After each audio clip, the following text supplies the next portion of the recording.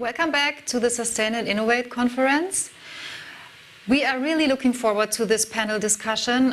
We are discussing the topic, learning from the past 20 for the next 20 years. So we have a lot of exciting speakers. And before we start, I will hand over to Anna Rodewald. She will give you a short introduction to the speakers, and she will be the orator and moderator of this discussion. Hello, Anna.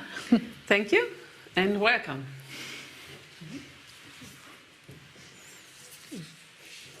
Also a warm welcome from my side. We have a panel now on the topic, what we can learn from the last 20 years for the next 20 years. And we will talk about circularity, about circular economy. And as circularity and circular economy is a topic which only can be done in a team, it is funny that we have 4 speakers today who match up with the word team. We have Thomas Ahlmann. He is the managing director from FairWertung in Germany. We have Erik. He is the innovation lead at the H&M Foundation in Sweden. We have Alan Wheeler. He is the director at the UK Textile Recycling Association. And we have Martin Böschen.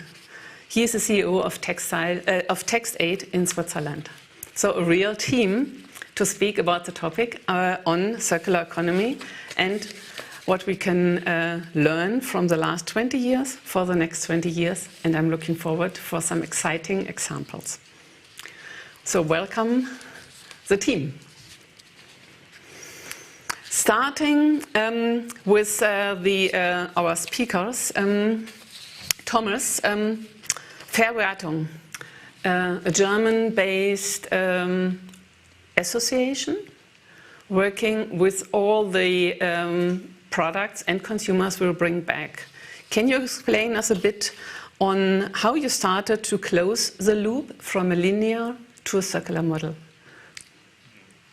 Thanks a lot and welcome from our side. We are a union of charity organizations here in Germany that are collecting clothes for many years, and I think it can be said that the non-profit textile collectors are the pioneers in collecting and reusing textiles, and this is exactly what FairWertung organizations have been doing for years now. What we are trying or facing now is the huge amount of textiles that are given to our collections and the quality that is going low or down every year. So I think we need to change. So the great challenge from my point of view is that the circular economy, all the actors in the chain must coordinate their actions. And so what we need is exchange, collaboration, and for sure innovation in the system. Thank you, Thomas. Again, a team approach. That's wonderful. So you are the one who will collect all the textiles. In our team for the next hour, we have 2 players who are working with the textiles. It doesn't matter whether it's apparel or jackets or everything else. And also shoes. We have Martin and Alan. Alan, can you give us a bit a view into the UK market? Because what we have learned so far is that the UK has quite a lot of experience in collecting apparel from end consumers and bringing it back into the loop. Yes, you're right. We actually have quite a mature collection system in place. We've been doing it for decades, actually. In terms of we have a very well established second-hand charity retail portfolio. So there's around 11,000 charity shops in the UK. So a lot of people donate their items to charity shops. About 50% of what is sold donated in the charity shops is sold in the charity shops, with the remaining 50% going out to the trade. So the businesses, such as we represent, so the collectors, graders, exporters of used clothing. But also we have one of the widest networks also of textile banks globally. So they're a very common sight to see in the UK, having these clothing collection banks. So charity shops and textile banks in themselves account for about 80% of all donations at the moment. And obviously we've got online retailers now coming on, and we've got businesses like Depop, so apps that enable peer-to-peer exchanges and whatever. So it's beginning to develop, and it's beginning to look quite exciting. But we do have, in the UK, it's a toss-up between whether Germany or the UK are the top collectors in the world per head of population. But really, we do those two countries do stick out, quite a bit above all the other collection countries in Europe and in the rest of the world. So, yes, we are quite good at it. Thank you very much.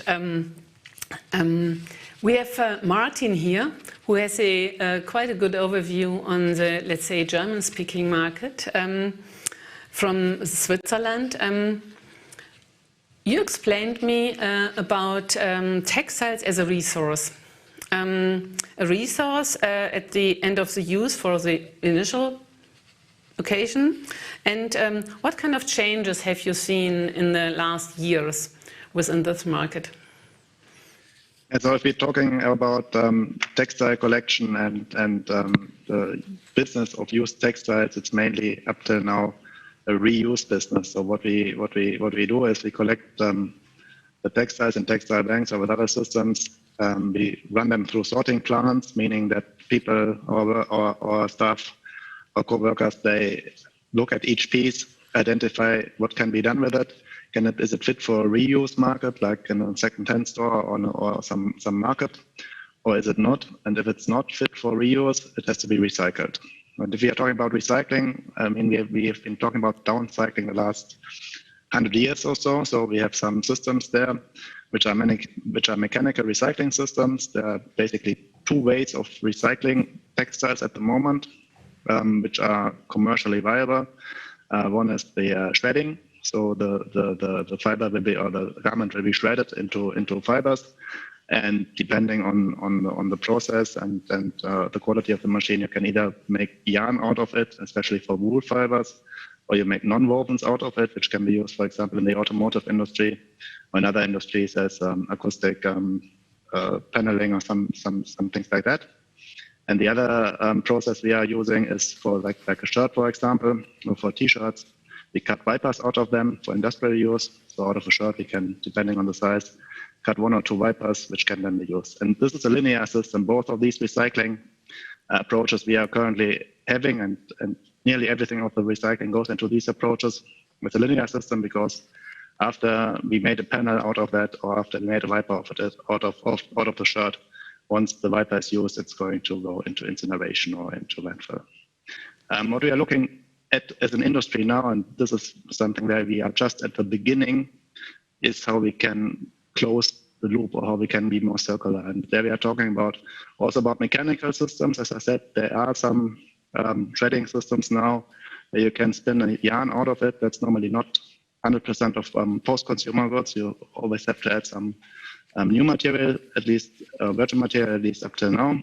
So you can maybe get 60 to 70% recycling material, and part of it would be pre-consumer, meaning it comes out of the production, part of it post-consumer, and you would add some virgin material, and then you can get a fiber out of it for cotton, which can be spun again. And then you have the chemical systems, which are still at an early stage, with some companies now ramping it up and planning a plant. That means you can, in a chemical process, you can dissolve the garment, and then you can, for example, make viscose out of cotton. And this viscose can then be used again in new garments. So that's the current status.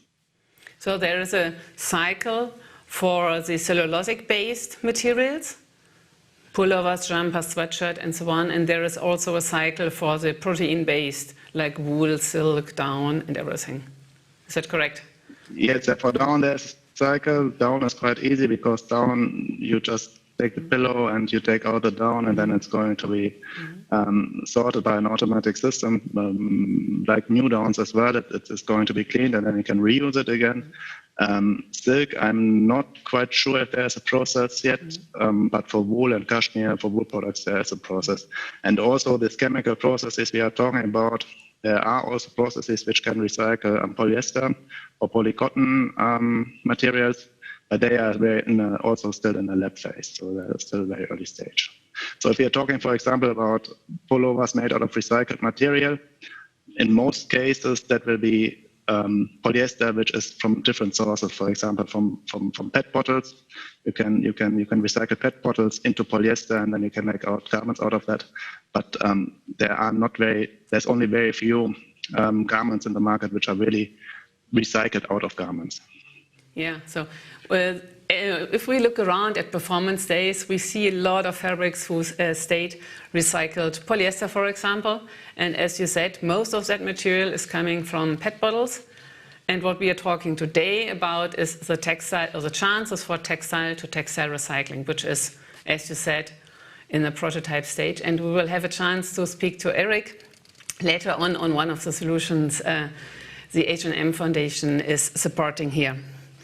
But before we come to the solutions for which we would like to see more in the future, about the current status. We talked in the previous call on the quality of the textiles which are coming back. And Alan, I guess we talked about that. You explained me on what kind of changes you have seen in terms of quality of garments, apparel, which are coming back from end consumers. Can you tell us a bit more about that? Yeah, well, obviously with the advent of fast fashion, that has had an impact on the quality. And I think if you look back over the last couple of decades, which is really when fast fashion has taken off, certainly from what I'm being told by the membership of the Textile Recycling Association, but also my colleagues at the Bureau of International Recycling, is that the quality of clothing coming through is actually deteriorating. So whereas, perhaps in the past it might have been 70% was reusable and 30% having to go for recycling, we're seeing that it's possibly 50, 60% reusable now. And the cost of the recycling grades are going, or rather the quantity of the recycling grades are going up. But I also think it's a question of volume here, because actually, if you have more people buying fast fashion, these garments tend to last about 3 years. Some will only last a few months or a few weeks even, but generally there's a 2 or 3 year delay in terms of if consumption goes up, then eventually it filters through to the reuse and recycling side. And so with the sort of global community now buying about 3 times as much clothing as they did in the year 2000, and even 5 times as much as we did in the 1980s, that's now feeding through into what we are now collecting here. And if you collect more, you're going to get more lower quality items. And that presents a problem because, as Martin was explaining, at the moment, there's only really mechanical recycling markets that are operating at scale. And there is more than sufficient throughput already without us even advertising that we can take low quality items. We don't advertise it because we don't want it, because it's not worth anything, but we're getting sufficient throughput already. So if we get more, then what do we do with it? Because the existing markets will not be able to cope with it. So the key is to develop new markets for the recycling grades. And also we need to look at the reuse as well, because even the African market is beginning to fill up. We've got competition, increased competition very rapidly from China, who are now moving into our markets. And that's just one country. If everyone collects more clothing, we can't all send it to Africa. So we really do need to think about new markets, and that is the key. And chemical recycling or regenerative recycling is an option, but we also need to look at reuse, and we need to look ultimately at slowing down fashion, I'm afraid. Thank you, Alan. If we're talking about quality, here at Performance Days, we see a lot of textiles which are going into a more, let's say, technical end use, at least more technical than a normal cotton t-shirt. Thomas, we talked about your experience in collecting apparel coming from sporting goods industry, outdoor industry. What kind of challenges do you see there? Oh, I think from our point of view, as charity collectors or that are often running second-hand shops, outdoor textiles have been a controversial item in the past, I think. On one hand, the products are characterized by high quality. So if you get an outdoor jacket that was still usable, it was a real win for our charity organization. So it was a good item in this way because of the high quality. On the other hand, the textiles are very complex due to the functionality, and when you got it at the end of the lifespan, it was often a complex waste, I think. You can't use them for any downcycling systems we got.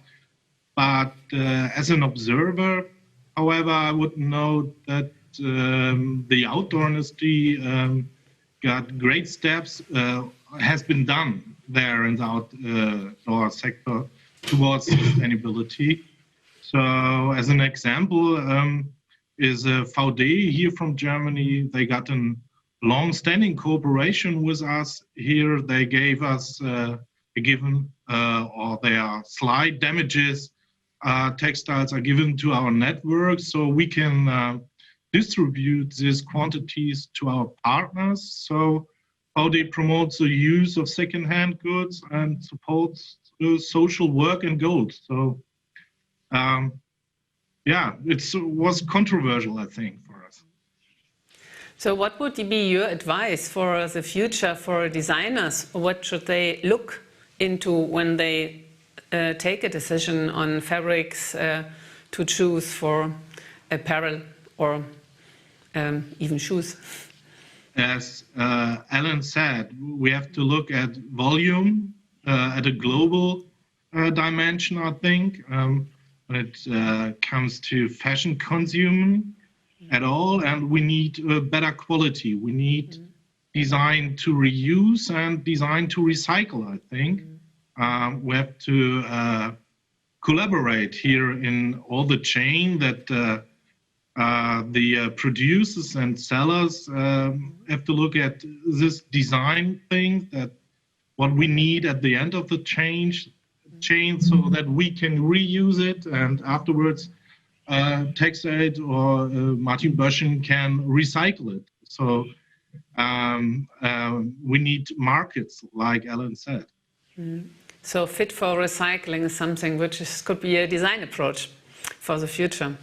Hopefully we have a lot of designers listening to our speech today. When you're talking about closing the loop, we also need to have new technologies to come from a linear process to a circular process. And during the last 3 weeks, we saw a lot of news about a new machine called the Green Machine, which is strongly supported by the H&M Foundation.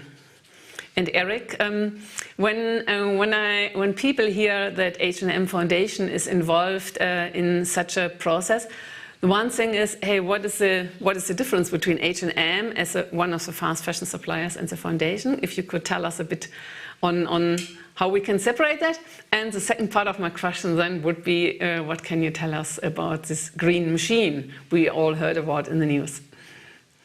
Yes, hi Anna, hi everyone. Thank you for having me. I can see that my camera seems to have frozen. Not sure if it's the same for you, but I'll smile anyway.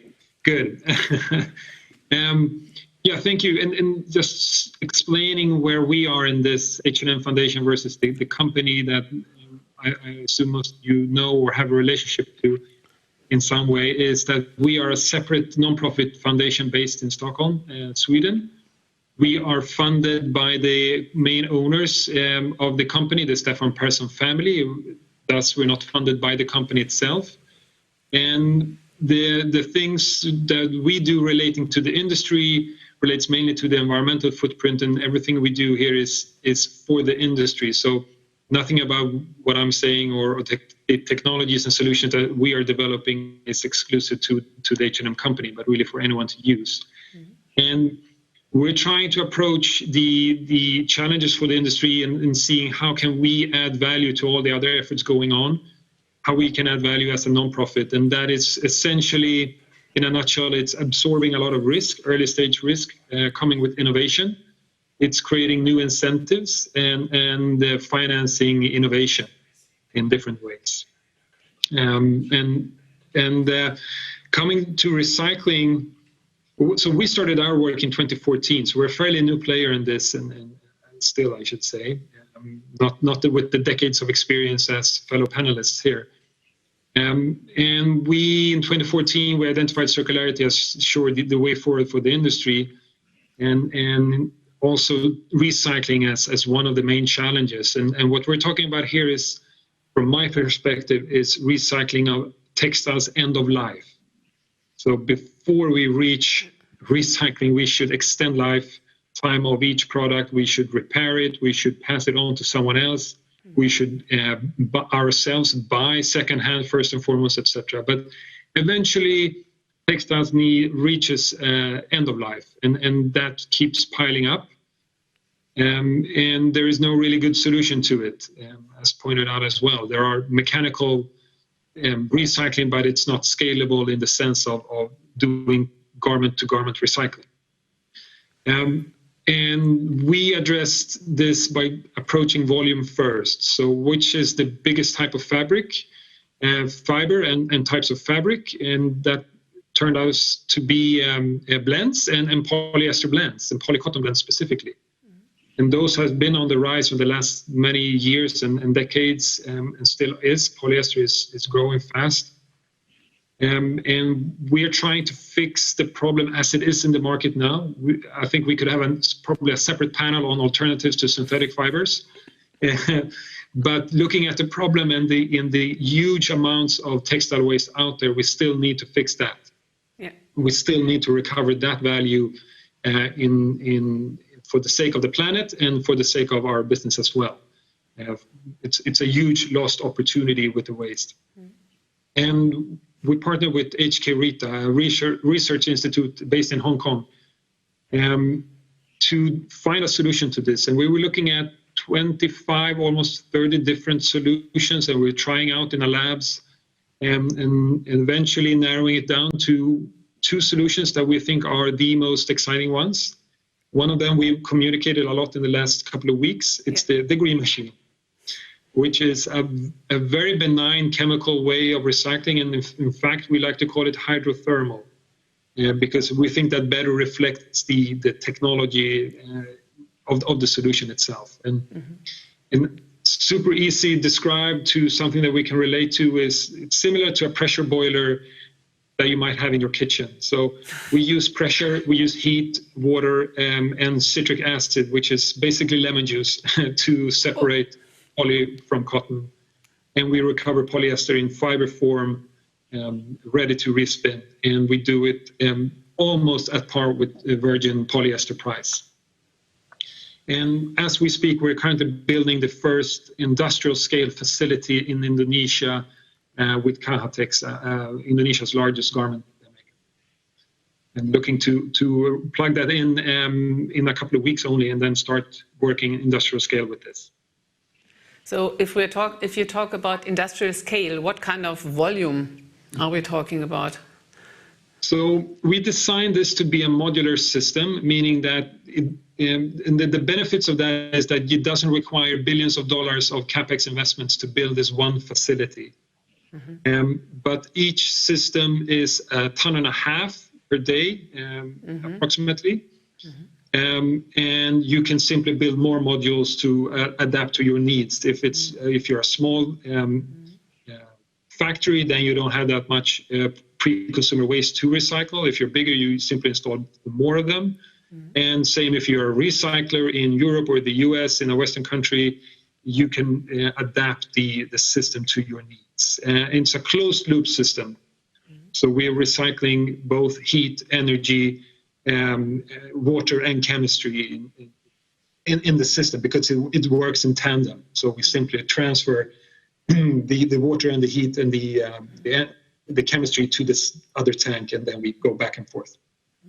So this would mean you have a closed loop process which is scalable in different portions so that it is available and adaptable to whatever market it should be from 2022 on or so. If you say you have 1 year of prototyping now with the bigger machine, and then it will be available to everybody who would like to join that technology. Is that correct?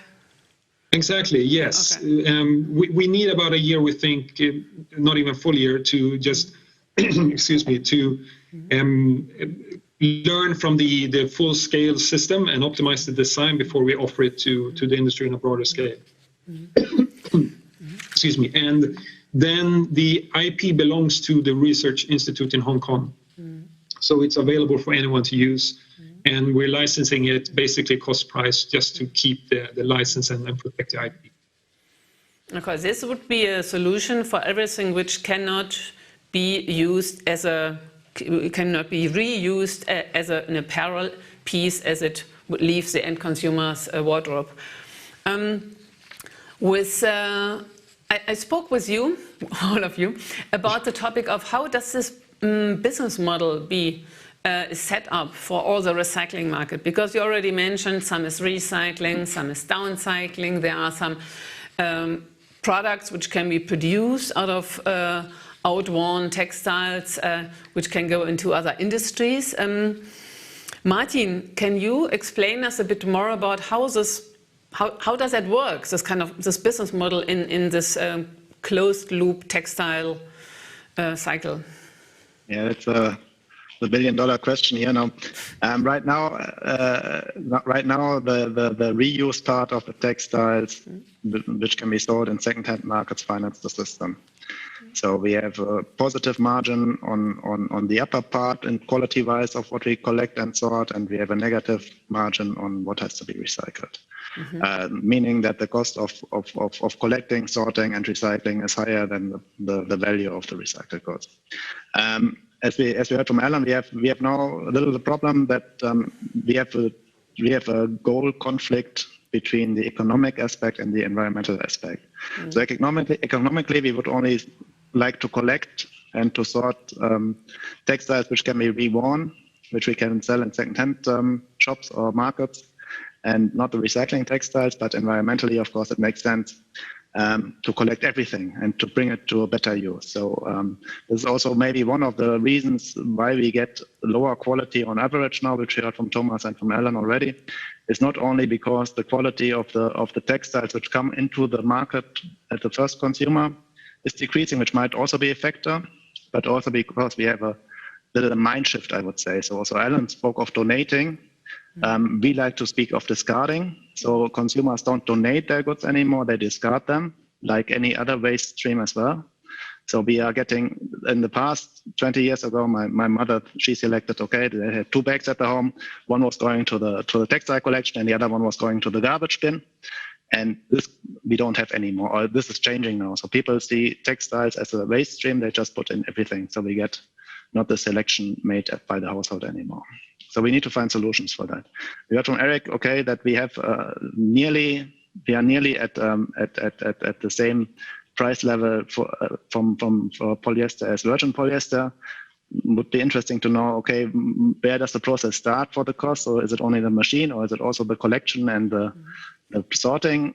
So that's mainly the issue here. So we need to find ways how to finance the system. And we need also, of course, to be clear, and I think we have a common ground here, that what can be reused should be reused. So reusing means, at least for the time being, we can talk about artificial intelligence and things, but for the time being, the sorter needs to decide, is this pullover here, is this still good enough to be reworn, or is it to be recycled? And if it's going to be reworn, is it good enough to sell it, let's say, in a second-hand store in the UK or in Germany? Does it have to go to Eastern Europe? Does it have to go to Africa? Or is it going to Pakistan? And this has a massive impact on the value of the pullover. So if I can resell it at a second-hand store in Germany, for example, I can get maybe €5 for it or 10. If I have to resell it in Eastern Europe, I can maybe get at €3 at the consumer price. In Africa, maybe €1. In Pakistan, 30 cents. And I have to recycle it. That's a polycotton pullover in that case. I have to pay something for it to have it recycled. So this decision is made by the sorters, and this is a manual process, and it's quite costly at the moment. So we need to find ways to finance these processes while having a lower part of the goods which we can sell at a positive margin. And so we need to find either recycling processes which are really extremely cost efficient, or we need to put money into the system in some other way, be it by extended producer responsibility or other aspects. And one thing I also would like to see, and I think that was a question which you made concerning the designers, it's not only designed for recycling. What also is very important is to create a pull effect. So we not only want to see design for recycling, we also want to see recycled goods used or recycled raw materials used in new textiles, and not in a linear way by using PET bottles which are converted to polyester fibers, but in a circular way by using this pullover which has gone through the green machine and is going to be incorporated in a new jacket. And these are the things which need to happen now over the next couple of years in order to really start up this industry. Yeah, I totally agree with you, Martin. That's a very important point, that we can't settle with PET bottles clothing. I mean, that means so big soda has to make PET bottles to compensate.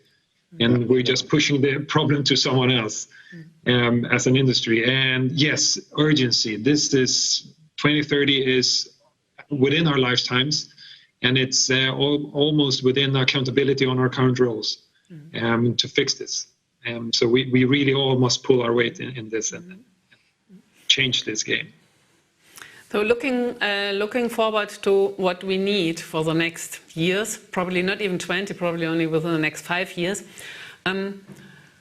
Next to the technical solutions, which you already explained, Erik, whom else do we need to integrate into this process to have the loop closed?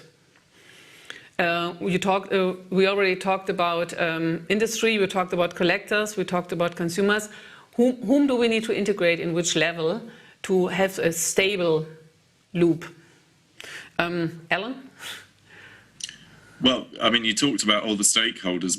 What we are finding, though, is although there is a broad range of stakeholders getting increasingly interested in, a circular economy and a more sustainable model, we're still finding that there are those that are actually doing the stuff that needs to be done now, and there is still a whole swathe of stakeholders that are just sitting in the background doing nothing, or riding on the tails of the coats of the likes of H&M and all the collectors and sorters and what have you. So really, those are the people that we need to target. So the fast fashion industry who are not engaging in it. I just, for example, I saw a online Black Friday sale of an online retailer here in the UK.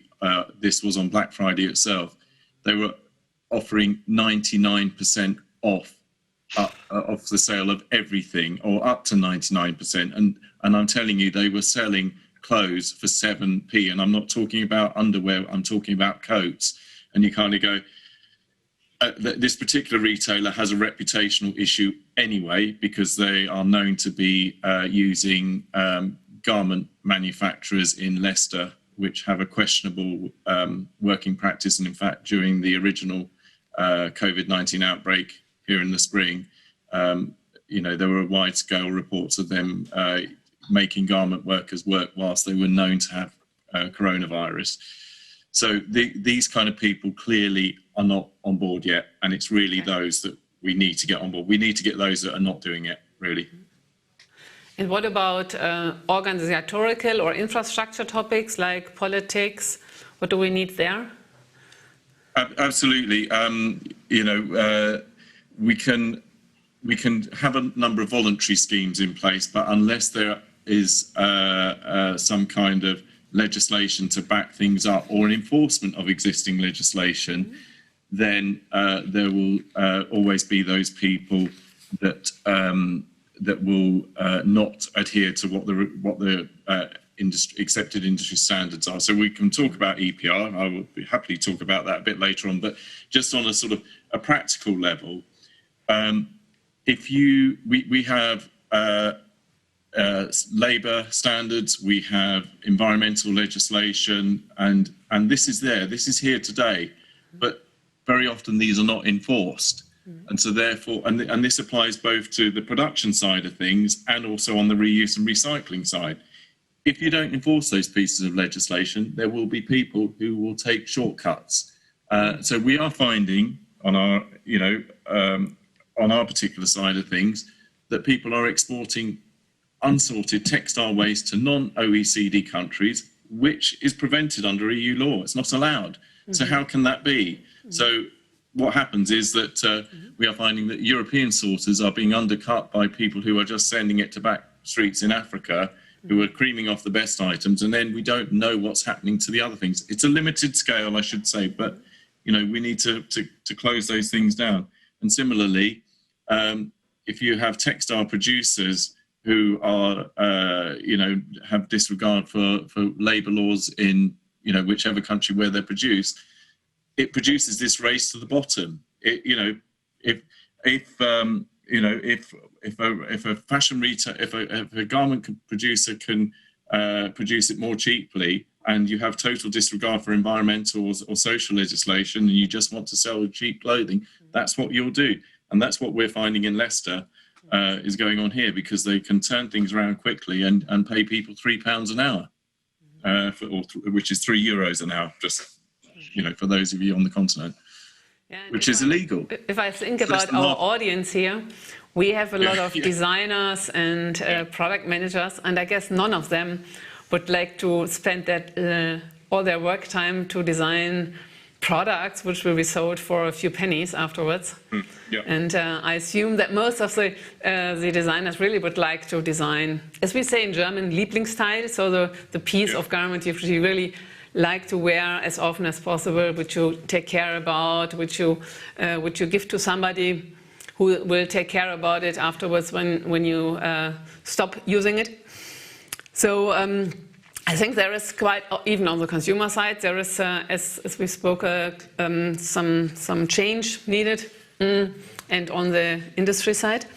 Looking to the time, one last word, to all of you, if you have one wish for the future, one word or one sentence, what would it be? To have a circular model or have a business model in our global industry, in our global textile and apparel industry, which is also global in terms of recycling and resource management.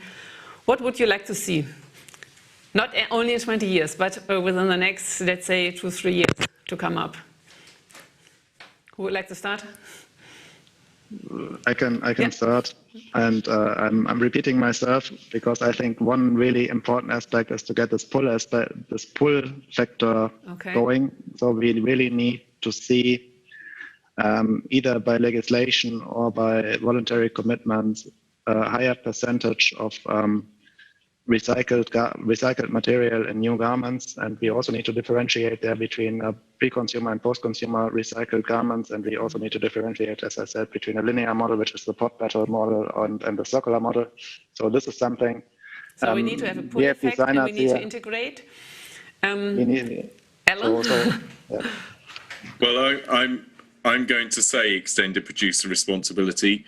It is not the silver bullet, I do recognise that, but when I say extended producer responsibility, because you've only given me one wish, I want one that incentivises improvement along the entire supply chain. So not just about funding reuse and recycling, but also about, you know, as Martin was saying, developing that pull factor. So maybe, you know, garments that contain a minimum recycled content either might be exempt from the from any kind of levy, or it could be, you know, at a reduced levy.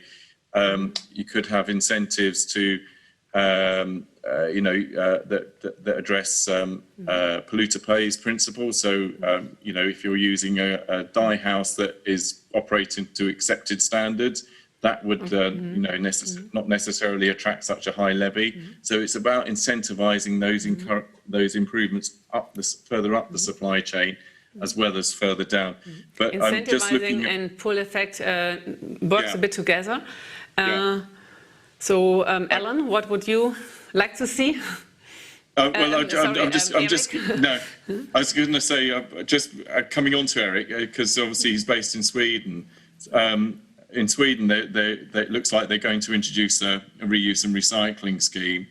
Sorry, an EPR scheme that incentivizes reuse and recycling, but they're also looking at product standards separately. And I think so. We've got a chemical tax that's proposed to come in there, which is rather innovative, and maybe Erik has a view on that. I don't know, but it's quite high. So sorry to interject, but I hadn't quite. Yeah, we would like to spend at least 10 minutes for the questions from the audience. So we have the pull effect, we have the integration of all partners, we have a political legislation view on it. Then we have some regional solutions in Sweden, as we said. Thomas, one wish, one word, or 3 words maximum.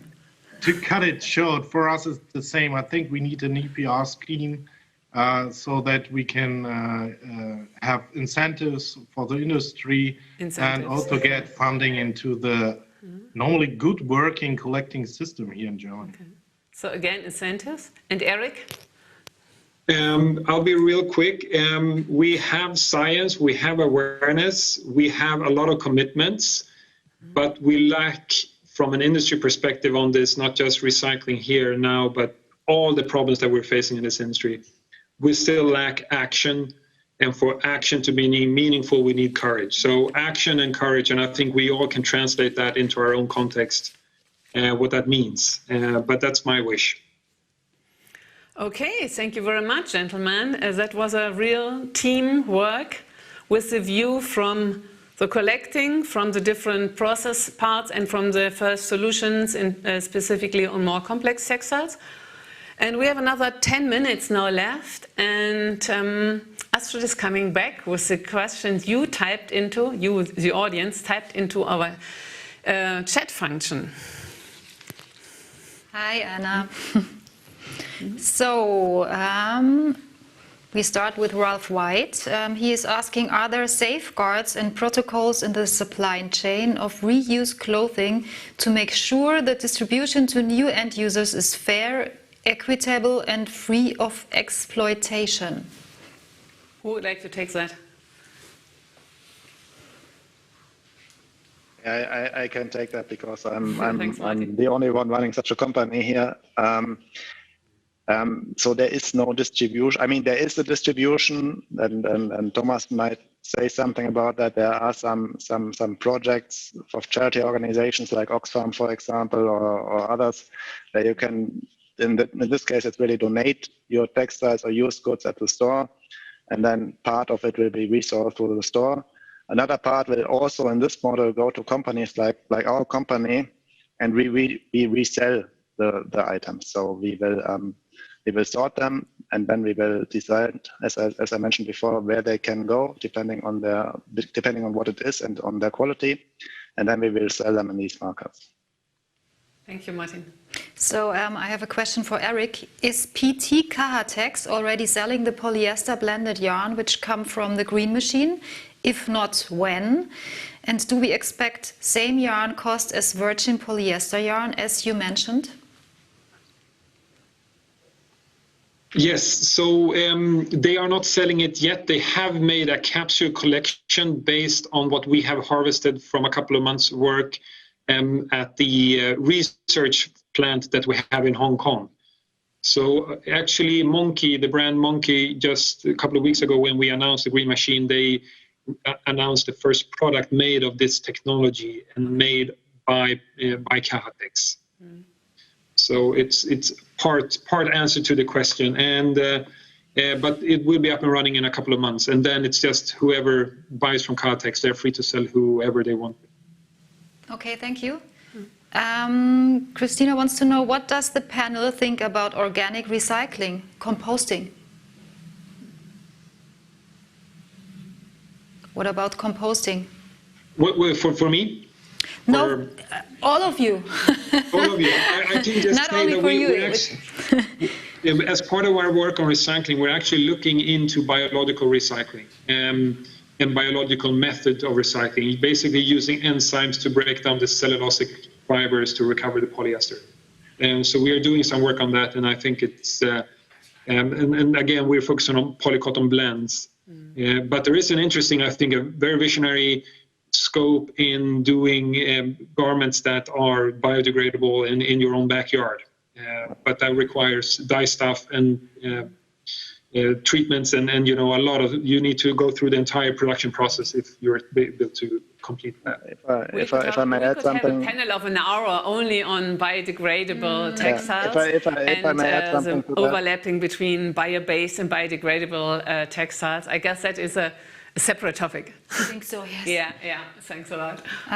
One last question maybe to all. Which sorting techniques besides manual sorting do you use? What is your opinion about automated sorting systems like FiberSort, and how can they faster be implemented by textile sorters to realize high quality textile recycling? Okay, Very I think this interesting one is going to me again. We are currently not employing any automated sorting systems, in the sense that like FiberSort, which is a near-infrared sorting system to identify the material of the garment. With us, it's still manual, and I think that is true for nearly all sorters. I think there are two systems, or one is currently being built in place, where, like the FiberSort system. And the reason for that is mainly the lack of demand. So, I mean, we can, with the FiberSort system, we can probably get a higher percentage or higher quality in terms of material identification than the manual sorting process can do that. But as there is this demand is not being paid at the moment by recycling technologies, because there's no, I mean, there might be then coming up demand like that for the chemical recycling, which have a more specific input requirements than the mechanical recycling. And as we touch everything anyway at that process at the moment, we will sort that then into material. If it's going to downcycling, it will be sorted material into the material at the sorting process in one step at the moment.